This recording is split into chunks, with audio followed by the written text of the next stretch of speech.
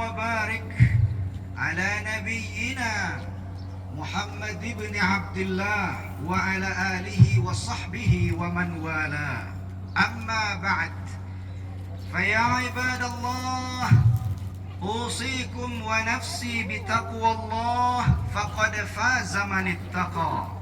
فقال الله تعالى: أعوذ بالله من الشيطان الرجيم، إنا أعطيناك الكوثر فصل لربك وانحر إن شانئك هو الأبتر. الله أكبر الله أكبر الله أكبر كبيرا والحمد لله كثيرا وسبحان الله بكرة وأصيلا. لا إله إلا الله والله أكبر الله أكبر ولله الحمد. Alhamdulillah, kita patut bersyukur kehadirat Allah Subhanahu wa Ta'ala. Pada pagi yang cerah ini, kita dapat berkumpul di lapangan kampus Universitas Ahmad Dahlan untuk menunaikan ibadah salat Idul Adha, bertakbir sembari mengagungkan asma Allah sambil mengenang potret keluarga agung Nabiuna Ibrahim alaihi salam. Kisah mereka bukanlah sekedar dongeng masa lalu, melainkan teladan bagi kita semua untuk membangun citra diri, keluarga, masyarakat, dan bangsa. Allahu Akbar, Allahu Akbar, La ilaha illallah wallahu akbar walillahil hamd. Pada kesempatan yang singkat ini, khatib ingin mengajak jemaah sekalian untuk melakukan refleksi terhadap keteladanan keluarga Nabiuna Ibrahim alaihi salam. Yang pertama, kita penting untuk belajar soal keikhlasan dan totalitas ketaatan. Nabi Ibrahim dan keluarganya telah mengajarkan kepada kita arti keikhlasan mutlak saat dia diperintah oleh Allah untuk menyembelih putranya. Inni ara fil manam anni adbahuka fanzur madza tara. Dalam Islam memberikan isyarat kepada kita tentang pentingnya keikhlasan dan totalitas, termasuk dalam perkara berkurban. Sehingga Allah menggambarkan di dalam Al-Quran melalui firman-Nya, la yanalallaha luhumuha wala dima'uha walakin yanaluhu taqwa minkum. Daging dan darah binatang kurban yang engkau sembelih itu tidak akan pernah sampai kepada Allah, melainkan yang sampai itu adalah ketakwaan atau keikhlasannya. Dalam konteks dunia kampus, kurban dapat kita maknai sebagai menyembelih ego, kesombongan intelektual, dan rasa malas. Mahasiswa dan dosen yang ikhlas sejatinya tidak hanya berorientasi pada nilai, gelar, dan ijazah semata-mata, melainkan bagaimana ilmu itu bermanfaat untuk kemajuan diri dan orang lain. Karena itu di dalam Islam, Bapak Saudara hadirin, pekerjaan apapun mestilah dilandasi dengan niat yang ikhlas. Apalagi pekerjaan-pekerjaan yang berbiaya besar, seperti misalnya ibadah haji yang ditunaikan oleh saudara-saudara kita di tanah suci saat ini. Kemudian ibadah kurban yang nanti akan kita lakukan, dan termasuklah pendidikan. Abdullah ibn Mubarak, seorang ulama dari generasi tabi'in, pernah menyebutkan peri pentingnya niat ini. Rubba amalin saghirin tu'azzimuhu niyah wa rubba amalin kabirin tusaghiruhu niyah. Betapa banyak amalan-amalan sederhana yang ganjarannya besar di sisi Allah karena faktor niatnya, dan betapa banyak juga pekerjaan-pekerjaan besar tetapi kecil nilainya di sisi Allah karena faktor niat pelakunya. Oleh karena itu, Syekh Yasin Padang, seorang ulama Minangkabau yang dikenal sebagai musnidud dunia, pernah berpesan menasihatkan kita semua, sekira kita tidak mampu untuk mencapai niat ikhlas yang paripurna, yang paling tinggi, yaitu anta'budallaha lidzati, paling tidak atau minimal kita mendapat keikhlasan di level pertengahan atau paling rendah, yaitu liyuyassiralaka dunya wa talibas thawab. Allahu akbar, Allahu akbar, la ilaha illallah wallahu akbar walillahil hamd.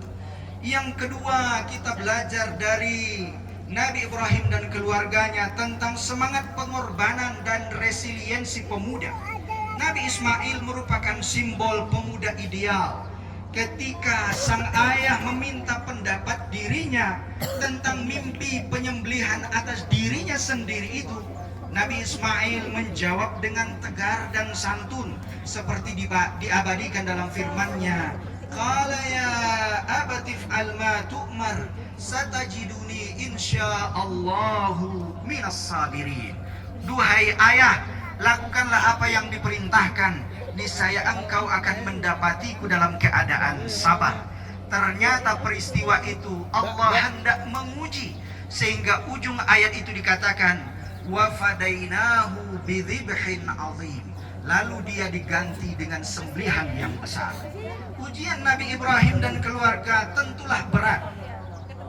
Menginginkan keturunan tetapi lama tidak dapat keturunan. Kemudian setelah dapat keturunan, keluarganya harus ditinggalkan di padang tandus, biwadin ghairi zizar dalam bahasa Al-Quran, hinggalah perintah untuk menyembelih anak yang didambakan itu. Sementara ujian kita hari ini, kaum terpelajar dan masyarakat juga sebetulnya tidak ringan. Saat misalnya ekonomi orang tua kita merosot, kemudian lapangan pekerjaan tidak sedang tersedia dengan sebaiknya, kemudian pendapatan dengan pengeluaran tidak seimbang, walaupun kita tidak pakai dolar di dalam masyarakat, tetapi dampak itu terasa. Sini belum loh Mas.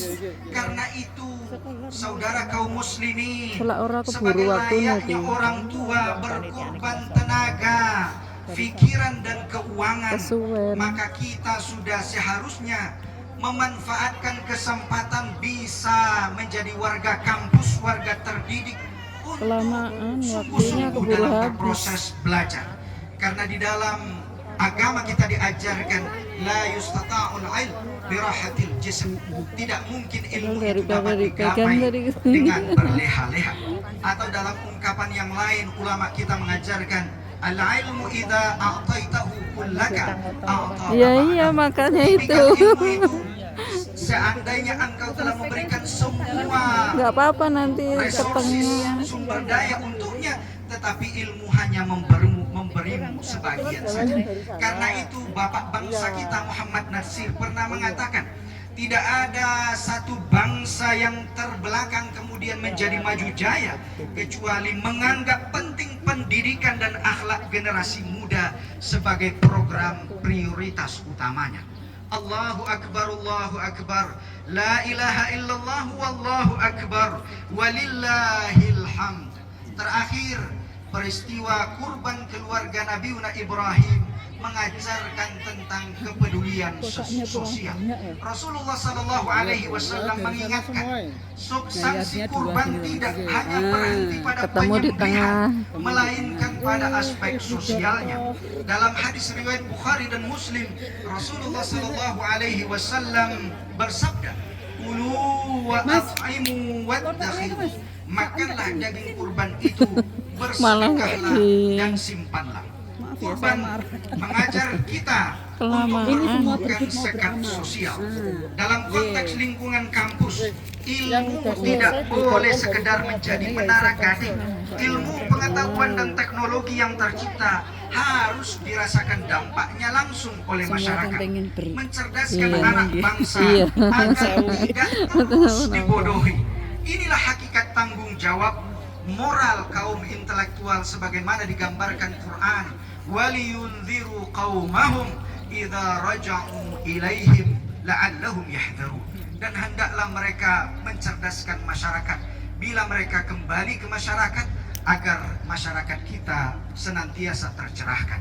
Hadirin yang berbahagia, di penghujung khutbah ini, marilah kita sejenak menundukkan hati, menadahkan tangan, memohon kehadiran Allah Subhanahu wa Ta'ala agar diri dan keluarga kita, kampus kita yang tercinta ini, dan bangsa kita senantiasa mendapat keberkahan dari Allah Subhanahu wa Ta'ala. Alhamdulillahi Rabbil Alamin, wassalatu wassalamu ala ashrafil anbiya'i wal mursalin wa ala alihi wa sahbihi ajma'in. Allahumma ighfir lil mu'minina wal mu'minat wal muslimina wal muslimat wal mujahidina wal mujahidat al ahya'i minhum wal amwat. ربنا هب لنا من أزواجنا وذرياتنا قرة أعين وجعلنا للمتقين إماما. يا رب كل شيء إليك نستغيث، نسألك أن توفق جامعة أحمد دحلان في زيادة أعداد طلابها ورفع شأن خريجها وعلو أساتذها، واجعلها منارات للعلم والحضارة، وأنعم على منسوبها بالمعيشة المرضية. ربنا آتنا في الدنيا حسنة وفي الآخرة حسنة وقنا عذاب النار.